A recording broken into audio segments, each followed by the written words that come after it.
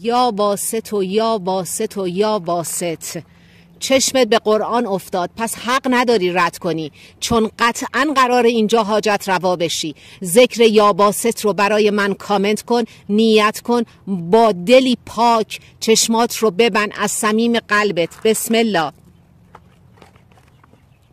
سوره انفال اومد براتون، داره میگه هر آرزویی که دارین، هر حاجتی که دارین در مورد مسائل احساسی، کاری، مالی، تا 3 وعده دیگه حتما حاجت روایی دارین. بیماری براتون افتاده و متاسفانه یک مقدار این بیماری طولانی خواهد شد. اگر منتظر مهاجرت و یا امضایی هستین، تا 5 وعده دیگه این امضا براتون انجام میشه. اگر منتظر بازگشت هستین، حتما یک دیداری بسیار زیبا رخ خواهد داد. این ویدیو رو سیوش کن و بفرست برای هر کسی که دلش میخواد قرآن جواب نیتش رو بده. الهی آمین.